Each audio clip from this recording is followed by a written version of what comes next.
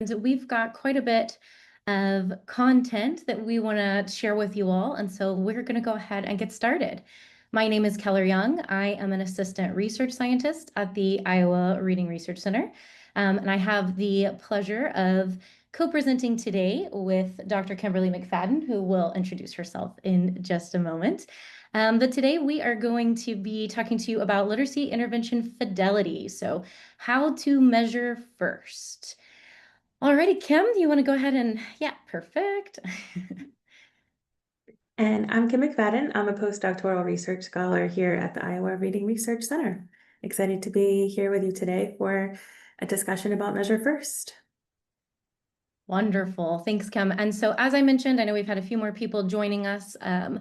We are going to have questions be sent to Sean. Director Sean Datchik is with us this afternoon. So if you have any questions that you would like for us to chat about at the end of our session, you can send those to Sean in the chat, and then we will be sure to go through as many of those as we can at the end of our session. Alrighty, so we are going to go ahead and get started by discussing what is fidelity. Okay, so when we think about fidelity, oh, Kim, can we hop back one slide? You're good.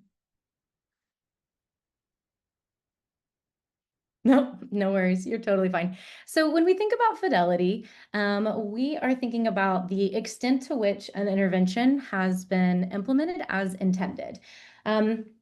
And really, when we think about fidelity, we have to kind of acknowledge and recognize that there are some misconceptions around the term. So sometimes we can see fidelity, we can equate that to something maybe sometimes evaluative or prescriptive.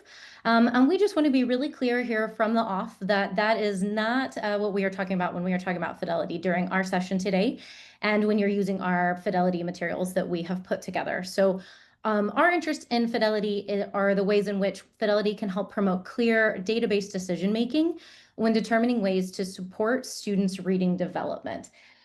And so really what we are doing here is we are interested in looking at fidelity data to help us understand if an intervention is adequately meeting the needs of our students and making sure that we're helping to support those student reading outcomes. Okay, so when we think about fidelity, we can sometimes sort of think about it as almost like a way to troubleshoot a little bit.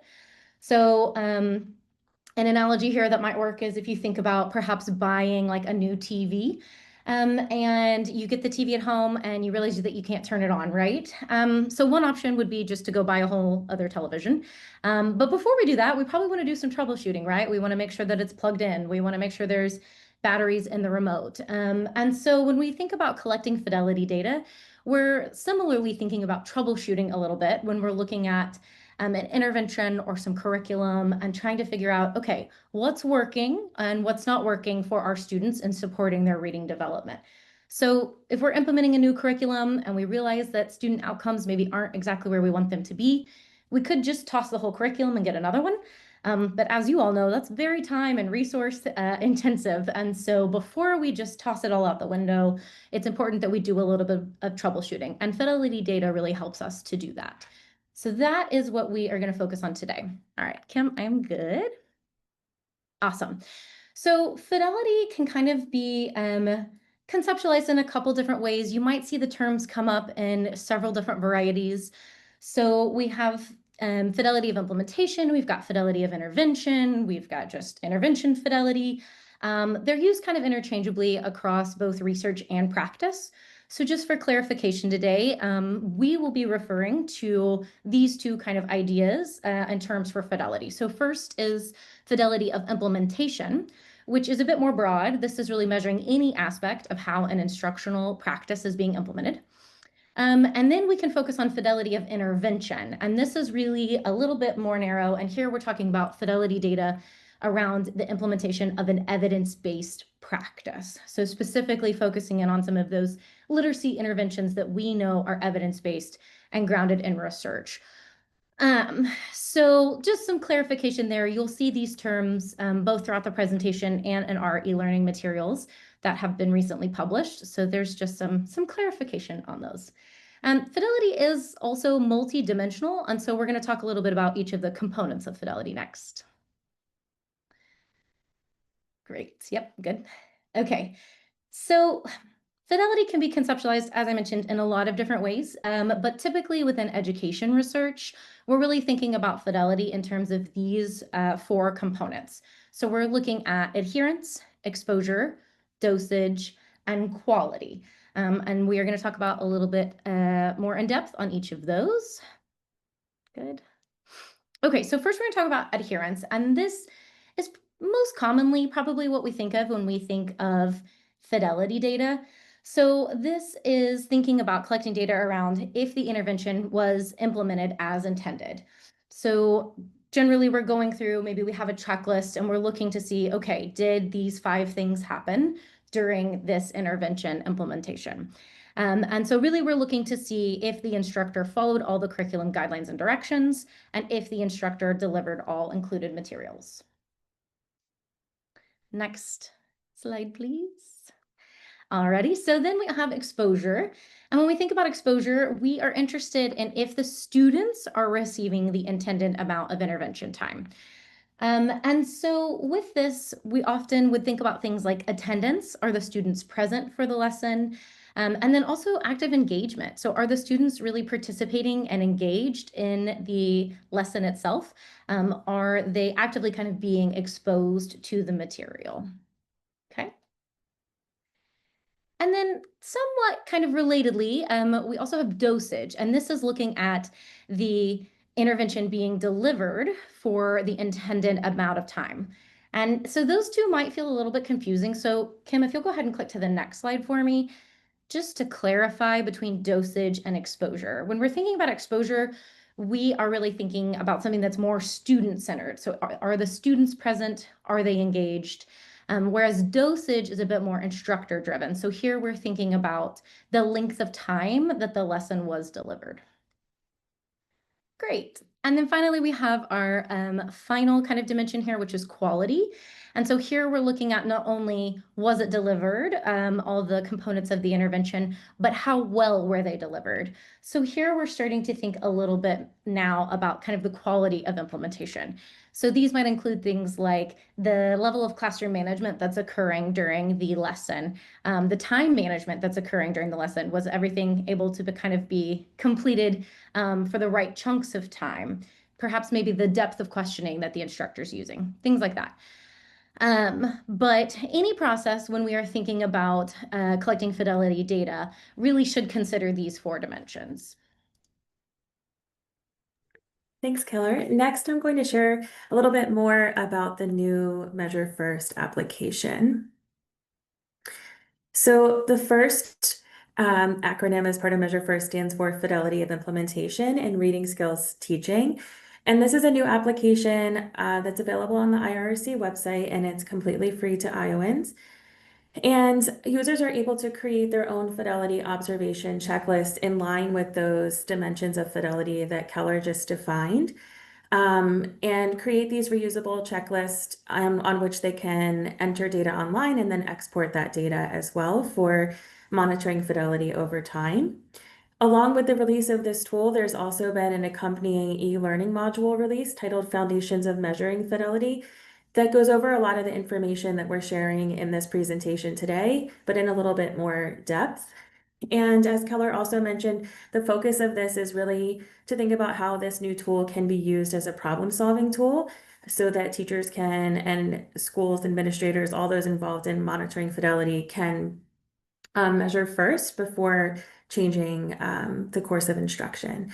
So I'm just going to share a brief video that introduces the new tool, and then I'll share a little bit more about these features.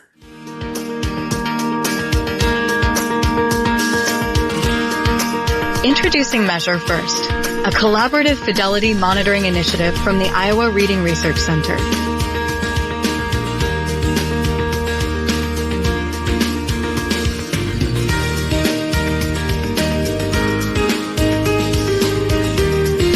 Fidelity refers to how closely a literacy intervention or instructional strategy is implemented according to its intended design or as determined by a school or district. This ensures alignment with evidence-based practices and consistency for students.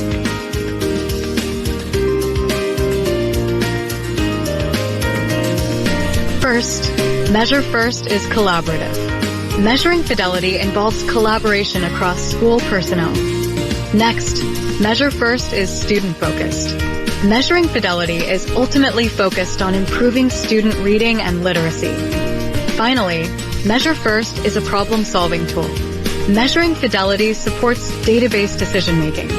Virtual Measure First resources include customizable observation checklists, online applications for fidelity monitoring, and high-quality e-learning modules. Plus, check out our new motorcycle and Tier 1.5 calculator tools. All of these resources and more are available online at no cost to Iowa educators.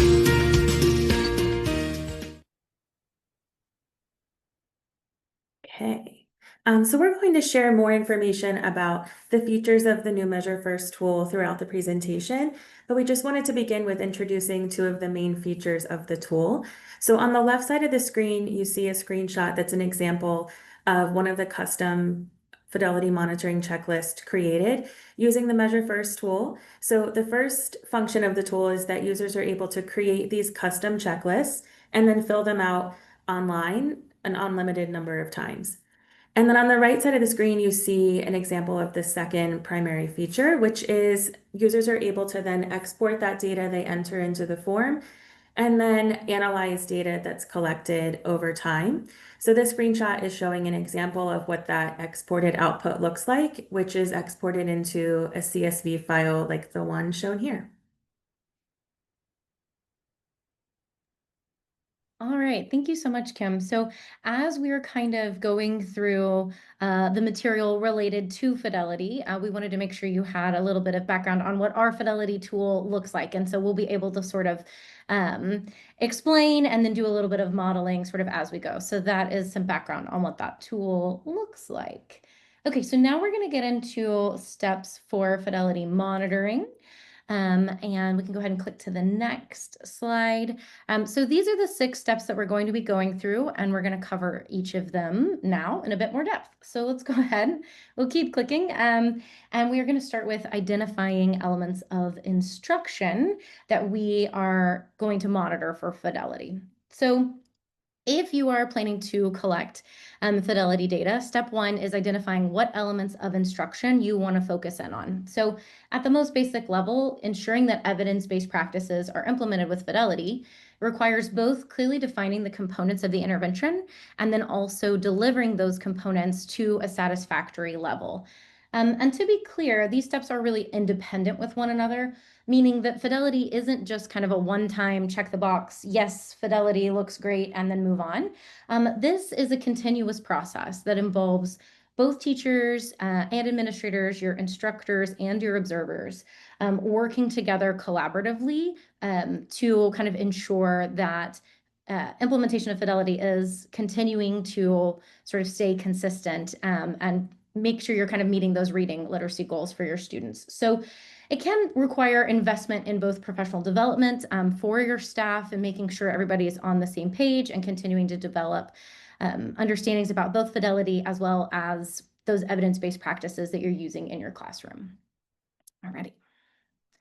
So 2 options when you're trying to identify those important elements of instruction that you want to focus in on. One would be to use previously published materials. And then if previously published materials do not exist, then you might need to look to step 2, which would be creating a task analysis for the instructional practice. So if you have a published intervention checklist, then that's amazing. That's great news. So sometimes well-established, well-defined evidence-based practices, those checklists already exist. Those fidelity protocols kind of are already out there. And so you can use those to guide your fidelity data collection. Oftentimes there will be additional materials that are part of that intervention implementation. Perhaps there's charts that need to be put up around the room. Perhaps you need to, there's time chunks of how much time to spend on each thing. So in a well-defined, well-established evidence-based practice, these materials may already exist. And so then it's just a matter of making sure that those fidelity materials fit your specific classroom context, okay? So say for instance, perhaps the intervention, the Fidelity protocol set recommends 90 minutes to implement the intervention, but based on the way your school schedule is, you only have a 60-minute literacy block. Okay, well, we're going to have to make some modifications there, right? And we're going to have to take those previously published materials and maybe distill them down a bit to fit the needs of your context. It is important to note that all necessary elements of an intervention do need to be observable to collect that fidelity data. So whatever we're looking for has to be something that an observer could note while watching the implementation of an evidence-based practice. Great. Okay, now, I think we had one more right before this, or great, perfect. So unfortunately, sometimes when we are implementing an evidence-based practice and intervention, we don't have those previously established checklists. And if that's the case, it may be necessary to perform a task analysis. And when we say task analysis, we're actually going through and identifying observable steps for implementing an intervention that happen in a sequential order. So when you're conducting this task analysis, it's really important to kind of consider the level of detail. There's sort of a Goldilocks situation here where we want to be careful. If we have a task list that has very few steps, it might not provide enough information to be helpful or really collect meaningful data. On the other hand, if we have a task analysis with a ton of steps, that can be really kind of deterring in terms of being able to meet all of those checklists and to check all of those boxes. And it might not be necessary to kind of collect data on every single little thing that happens during the intervention. So there does have to be sort of a happy medium that you have to find and sort of try out when you're developing this task analysis list. We do have more information on this in our Foundations of Fidelity e-learning module if you're interested in doing a task analysis. So here would be an example of a fidelity checklist. This is a published fidelity checklist as part of our Lifter materials. So you can find this in our Lifter e-learning module. But as you can kind of see, we've done the task analysis for Lifter, and we've gone through for implementing the all cues handout. And we've said, okay, what are the essential elements of instruction that need to be done? And what order do they need to be completed in, right? And so this checklist here would help to measure adherence if you were interested in collecting fidelity on a Lifter lesson. Okay, so once the components of the intervention that are essential are identified, the next step is to determine how to observe and measure those essential components as part of implementation. So a fidelity observation sheet is typically going to use a variety of item types to tap into those different dimensions of fidelity that Keller previously defined: adherence, exposure, dosage, and/or quality. And as she also mentioned, it's important that each of these are observable so that they are accessible indicators of the important components of that evidence-based practice.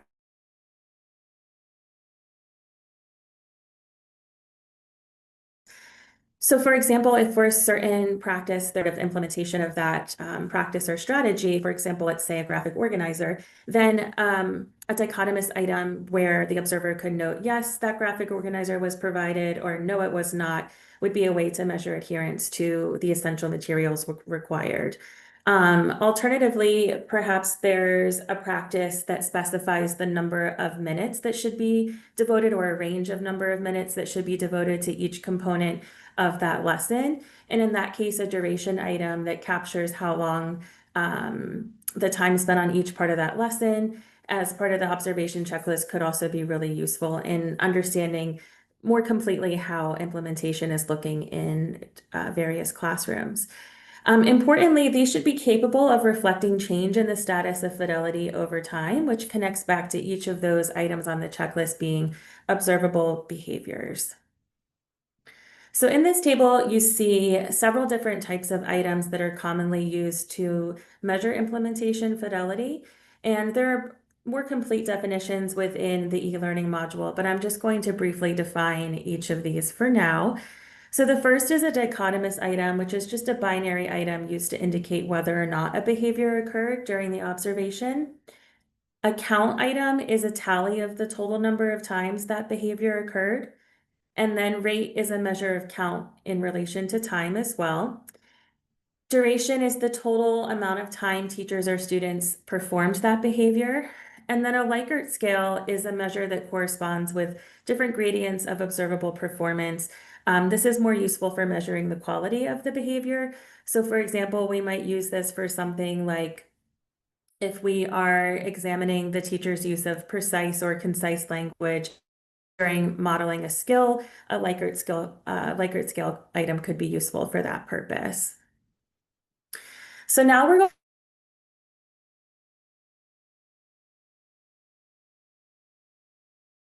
to click on that link and navigate to the tool yourself, or to just follow along with this brief demonstration. I'm so sorry, Kim, you cut out just a tiny bit. Will you just start from the top of the slide one more time so people know what our next steps are? Thank you. Yeah, sorry about that. Can you hear me now? Is that a little better? Yes. Okay. Yeah. So we are going to navigate to the Measure First tool on the IRRC website, and Sean has already put a link to this in the chat, so you can click that link to go directly to the tool. And feel free to explore yourself as we go through the demonstration, or to just watch as I just do a brief demonstration of how to log into the tool. Okay, so you'll find this under the Resources tab, Apps and Tools, and then Measure First. If you don't have the direct link, that's how you get there from the website. And then this will bring you to the homepage for Measure First, and we'll begin by clicking on the Forms button, where you'll be prompted to either log in or register. If you want to register now, I'll just pause for a few seconds. It just requires an email address and password. It's a very quick registration.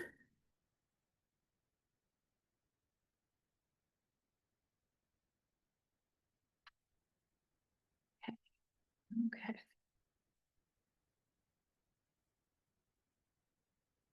Okay, so once you are in the tool, we want to navigate to the Forms section, which is just click on this button here at the top of the page. And if you want to create a new form, you can click the button over here on the right side, and that will start off a blank template for you to add in the questions to. So in the drop-down menu here, we see all of the options for item types. And to add each of these questions, you can just select the item type that you're looking for and then add question, and all of these will be available to you. For the sake of time, I'm going to just skip over to an example form that I created for us to use today. So once you create these forms, they're listed here for you, and you can always get back to them. So the sample form, I'm just going to click edit for now, and so I can show you each of these item types. So the first is a dichotomous item. So this would be observing the behavior, yes or no, did the teacher say the letter sound as part of this practice. This one is number of times student says the letter sound, and this is a count item. So you're able to tally these if you're in the space to fill out the form.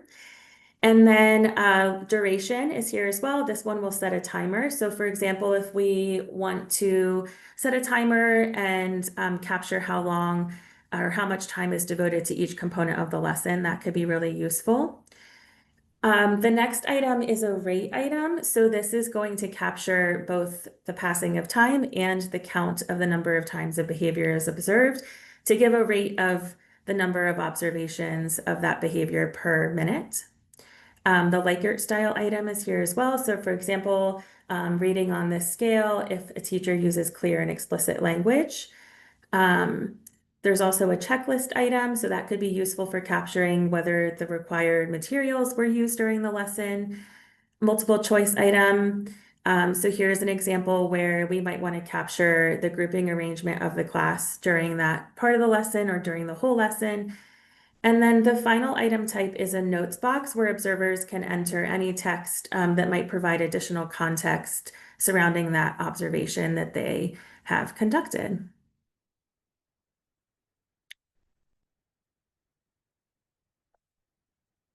Okay, Keller, I'll pass it back to you. Alrighty, sure, yeah. So after determining how the elements of an evidence-based practice will be measured, so the next step is going to be to create that Fidelity protocol. So as Kim just sort of modeled for us, you can see that the Measure First tool provides a lot of opportunities to be able to develop your Fidelity protocol using a variety of item types. So as you're working through that, you want to think a little bit about sort of not just the actual instrument you're going to be using to observe, but then also thinking a little bit about other guidelines you might need for conducting observations to continue to monitor fidelity.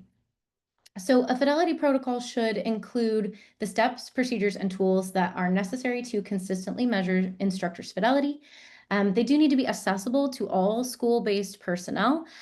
So considering perhaps a shared document or some sort of digital form, you do want both your instructor and your observers to all have access to this form and to know what all is on the form and is going to be observed. You might want to also include a basic outline of an observation schedule, observer roles, and other key components of fidelity that you're looking for. And remembering here that this fidelity protocol really should focus on collaboration, as well as data collection, and then using that data to inform instruction moving forward to continue to monitor implementation. You're good. Yeah, perfect. So here's an example of a fidelity observation schedule that might be helpful. So thinking about when fidelity observations are going to occur. This is available in our e-learning module if it's something you're interested in. All right, and then we are going to now talk a little bit about actually conducting those fidelity observations. So as we go through this, we're going to go through 9 important considerations for planning those observations, conducting observations, and then kind of what happens after that. What are the next steps after the observation has occurred? So first thing to consider is that mastery drives mentorship. So it's really important that whoever your observer is for monitoring fidelity, that they really have experience and expertise with both facilitating instructor feedback, so experience observing and coaching, as well as familiarity with the intervention itself. So having a really clear understanding of how that intervention works and what all they're looking for, because having someone who has that experience is really going to make all the difference in terms of the data that's collected and also the conversations that happen after those observations. Okay, 2 is ensuring that instructors are aware of expectations in advance. So as we've tried to make clear throughout the presentation, this is really a collaborative tool. This should be fidelity observations and collecting fidelity data are really designed to problem solve collaboratively. So instructors and observers need to be working together to help support student literacy outcomes. So with that in mind, the instructors need to be made aware of those expectations in advance. There shouldn't be any surprises. This is formative and collaborative, not evaluative. So instructors should receive information about what correct implementation looks like. They should know exactly which elements of the intervention are going to be observed, and also really be given the opportunity to ask questions prior to their observation. The third thing to consider is keeping it positive. So these observations should be a positive experience for all involved. Again, this is formative, this is collaborative, working together to support student learning. And so making sure that all of that is very clearly communicated from the outset. So there should be no surprise observations. This is not like walking in and this is not a gotcha, right? These are collaborative observations and opportunities to support our students. And so making sure that we are emphasizing that and making sure there's no judgment or criticism of individual instructors. The fourth thing to consider would be to observe early and often. The most critical stage to observe fidelity is when an instructor is just learning to use that evidence-based practice for the first time. So the first time those are being implemented, because again, we're working together. And so it's important that those observations happen early and often so there can be those coaching conversations and that continual kind of development of implementation from the very beginning. This also helps to really establish a positive perception of the observation process from the beginning. And the more often we're doing those observations, one, the better our data is going to, the better picture our data is going to paint for us. And also it really helps both the instructor and the student to be comfortable with having someone coming in and observing. And so getting used to that just being part of the regular routine and practice. Okay. Consideration number 5, make it count. We know that time is a very limited commodity in schools, and so making sure that the observations are scheduled during a time when the intervention is occurring. And I know that sounds like a no-brainer, but for those of us that have been in schools, we know sometimes that's not always as easy as it sounds. So making sure that those observations are scheduled intentionally, and that the observer is going to be in the classroom when that intervention or that evidence-based practice is occurring. And then making sure that multiple sessions, perhaps maybe we need to have multiple observation sessions kind of determined in advance, so that way, again, we can collect more data to help really have a clear picture of implementation fidelity in the classroom. All right, number 6, minimizing disruptions. So some of this I think is a bit repetitive, but we just want to reiterate making sure observers are giving advance notice, but then also considering other things of once you're in the classroom, once you're doing that observation, that you're sitting somewhere inconspicuous, making sure that the methods of data collection are unobtrusive, so not distracting, or you don't have a timer buzzing in the corner or things like that, right? And that will really help to ensure that all relevant aspects of instruction are observed. And to be clear, if there are disruptions that are happening, that does impact your implementation fidelity data, right? And so we want to make sure we're minimizing those disruptions from that observer role as much as possible. Relatedly, it's also important to document the context. We know that we are, these are real teachers and real schools with real students, and things happen and things come up. And so making sure that we're documenting that in addition to other fidelity data that we're collecting. So making note of if there are classroom disruptions, if there are equipment malfunctions, as we know, the fire drill, right, it could come up in the middle of an observation. The Wi-Fi could go down, right? And so making sure that we're documenting those things, because that really is going to tell an important story when we're looking at the data down the road. And if we don't document that then we may be kind of misinterpreting our fidelity data later.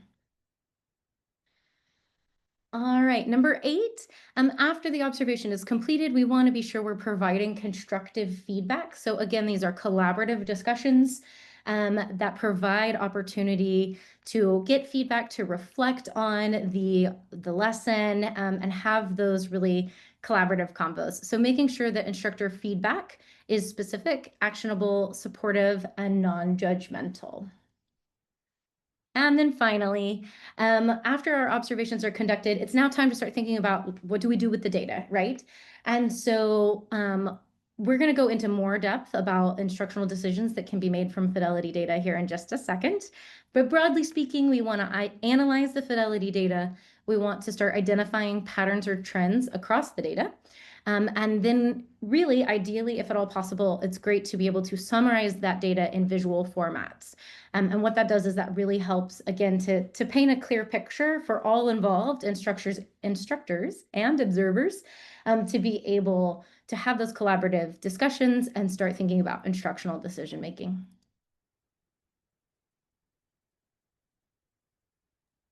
So once we collect one or more observations, data from one or more observation, we want to have ways to summarize that fidelity data.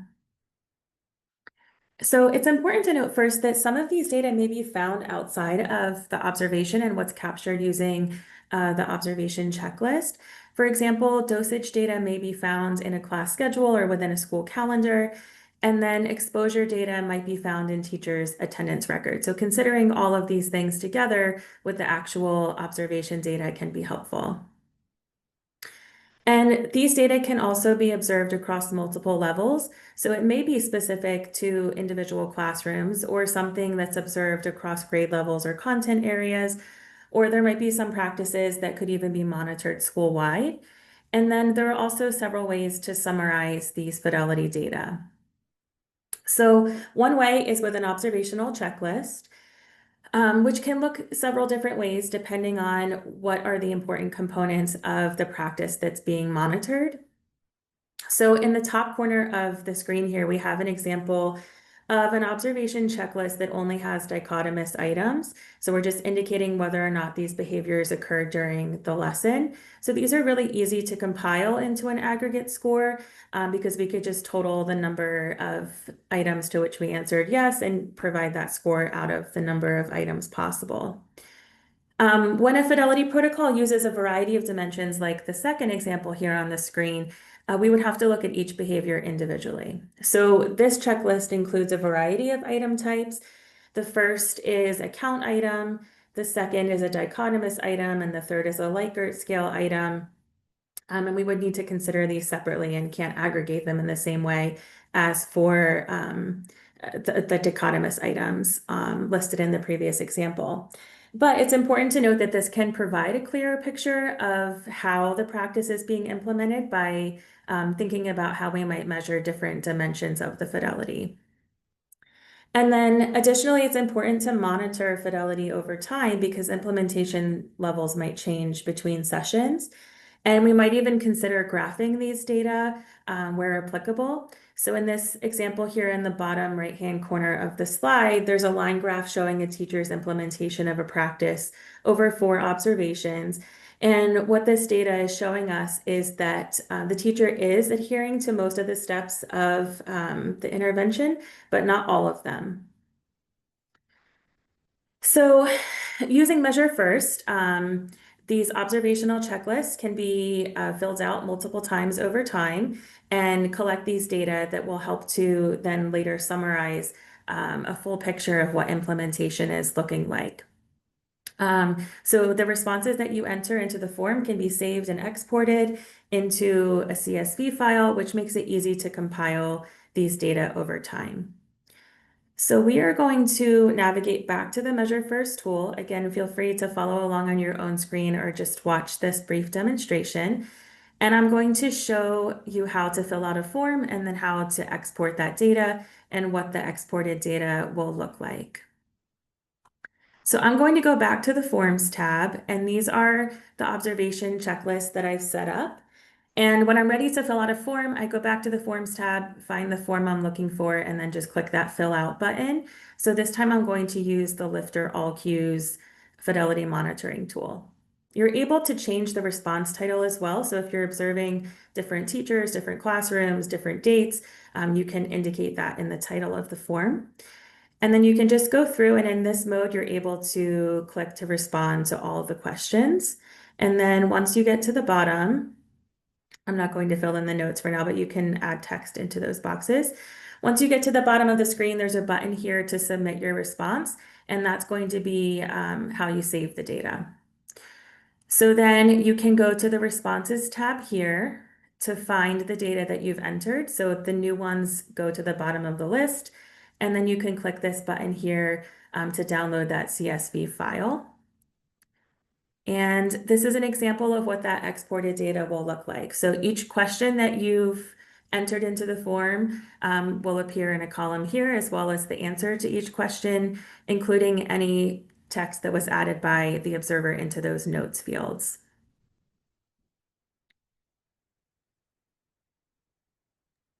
Okay. Awesome. Thank you so much, Kim. And so hopefully you're able to get into the tool and kind of click along as Kim does her demonstration. And just to point out really quick, in case we don't pop back to it before the end of the webinar, we do have some video guides as well within the tool. So hopefully you saw as Kim was kind of clicking through, there are a couple different places where there's a button to watch some video models as well. So if you're in the middle of trying to make one of those forms and you can't quite remember how to do something, there are video guides available throughout the tool as well. Alrighty. Anyways, getting back to our Fidelity Foundations of Fidelity kind of materials. Now we're going to talk a little bit about making database decisions using our Fidelity data. So although Fidelity data is a really important piece of our overall puzzle, ultimately student data is also needed to evaluate the effects of an intervention. So implementation Fidelity data is important, but we also need student data to give us that really clear picture of whether or not students are making progress towards reading outcomes. And so as a next step, as you're collecting that Fidelity data, it's also important to start gathering student literacy data from at least one relevant task. So perhaps you have a curriculum-based measure, a CBM task that you are using, you're conducting a universal screener, your school does one maybe every fall, winter, spring, that you could collect data through there to then look at pieces of that data CBM, right? We're going to look at pieces of data to be able to kind of compare with our implementation data, or perhaps a CBA, a curriculum-based assessment task, which is going to measure more recently taught content that could definitely very clearly align with the intervention implementation. But it's really important that whatever student data you're using, it's got to align with the focus of the intervention. So if we're doing a reading fluency intervention, then we also want to make sure we're collecting student data that is specific to fluency. Awesome.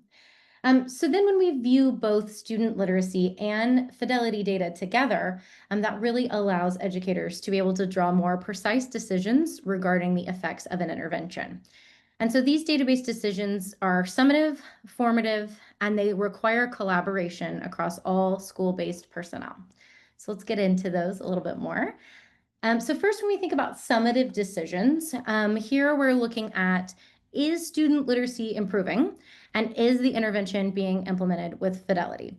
And so we have a really handy decision matrix that can be really helpful in making some of these summative decisions. So as you can see across the top, we have in the columns, we're looking at Fidelity data. So when we are analyzing our Fidelity data, we can kind of look at these just broadly and say, okay, does the Fidelity data look adequate or perhaps maybe inadequate? Are there places where our Fidelity data, we have some concerns?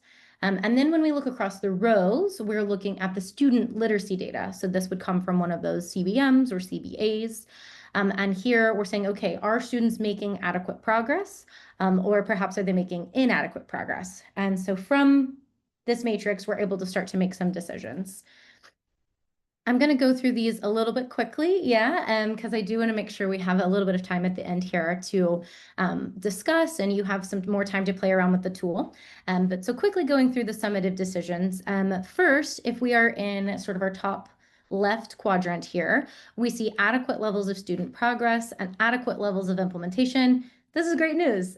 This suggests that student literacy is improving, and we can probably go ahead and make the assumption that that is likely the result of the intervention being implemented as intended. So this is looking great. We're happy with both the student literacy data and the Fidelity data. Awesome.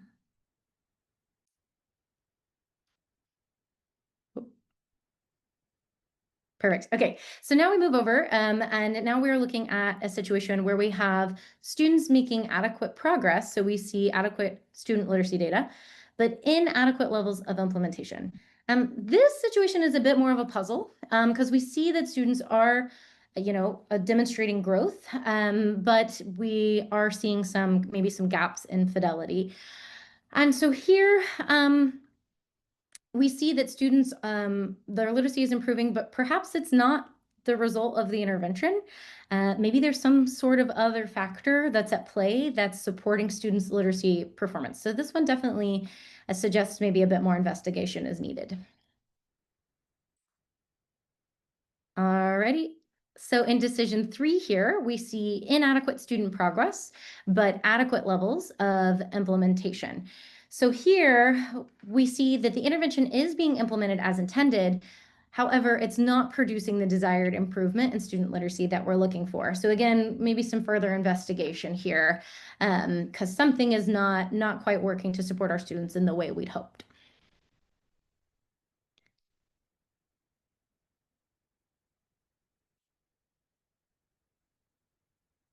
Sometimes the slides take a minute to load. Is that? Or maybe, Kim, are you frozen? Oh, no, it's okay. You're back. Awesome. Yeah, perfect. If we can just, click on to the next one. Thank you. Okay, and then finally, in our bottom right quadrant here, we see inadequate student progress and also inadequate levels of implementation. And so here, we really know kind of very little about what's happening because we can't make decisions on whether or not the intervention is being implemented as intended because we don't have the fidelity data. And so we're not sure if the intervention is a good fit for the students because we don't have the fidelity data.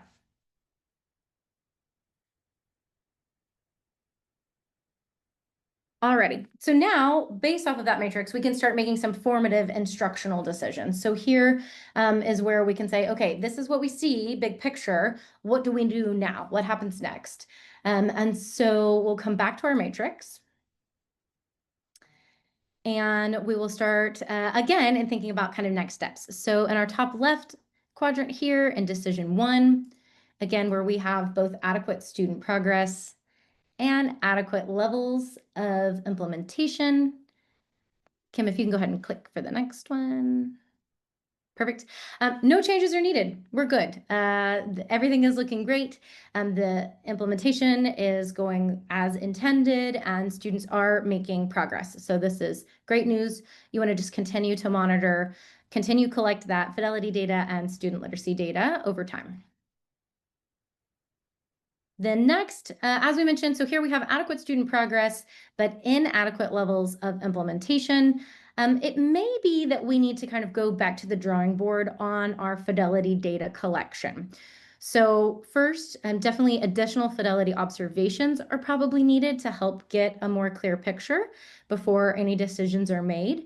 And when conducting new observations, it'd be important to note changes to the intervention, detailing any of those contextual factors or maybe sort of outside, factors that are at play that may be sort of influencing the implementation fidelity, because we do see that student progress is continuing to trend in the right direction. So it may be that perhaps we are focusing on different types of fidelity data and observable behaviors than we need to, but really want to dig in some more on that fidelity data to try to kind of figure out what's happening there. Alrighty, and then decision 3. So we see inadequate student progress, but adequate levels of implementation. So here we want to go back to our student literacy data and we want to really do some investigation. So first is making sure that the literacy task aligns with the intervention. So whatever we're assessing our students on is directly aligned with what we are teaching, our instruction. And if that's the case, if those two things are in alignment, it's likely necessary to modify and or replace the intervention. So we can say, if we have enough data and we're sure our tasks are aligned, okay, perhaps this intervention is not what the student needs at this time, and we need to go ahead and modify or change the intervention to support students. And then finally, when we have inadequate student progress and inadequate levels of implementation, we need to carefully review our fidelity data and identify specific aspects of areas with low fidelity. So which measures, right? We think about those 4 different components of fidelity. We want to really dig in and see what about the implementation, what areas are low, and ways that perhaps we can support instructors in implementing those specific components that we're looking for. So is the low fidelity a result of maybe a knowledge or skill gap? So perhaps we need some professional development opportunities or some coaching opportunities.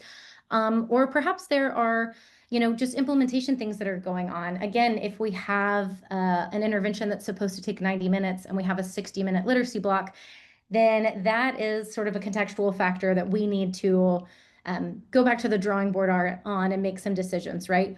Teachers aren't going to be able to implement the entire intervention in with a third of the time cut off, right? So thinking about ways to support instructors in implementation if you're in that kind of decision 4 area. All right, and then finally, we want to talk a little bit about those collaborative decisions. So again, working together as a team to help support student literacy and support fidelity of implementation. So things to focus on during these collaborative conversations are usability, feasibility, and sustainability. Perfect. So when we think about usability, we think about is the intervention usable? So is it something that is are teachers able to pick it up and use it? Do you need to give additional training for your instructors as they're getting ready to implement the intervention? Are the materials understandable and easy to read and use? Is it something that students are going to engage in and engage with? So those are all things to think about in terms of usability. Then we think about feasibility. So can all aspects of an intervention lesson fit into the scheduled time? So again, perhaps the intervention is not feasible in the amount of time that you have during the day to give your literacy instruction. Is there sufficient space or personnel available to implement all aspects of the intervention?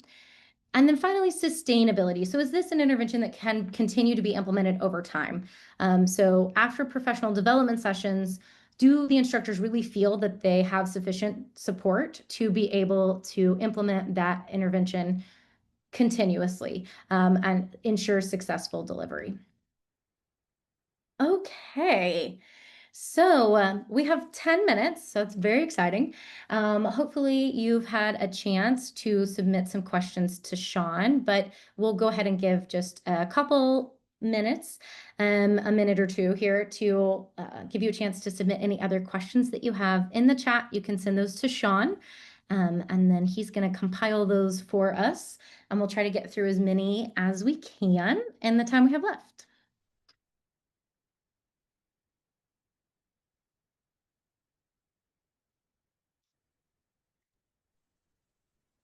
Thanks, Keller and Kim. We had one question come through, a couple questions. The first one being, are there any recommended practices for the number of fidelity observations that you're aware of?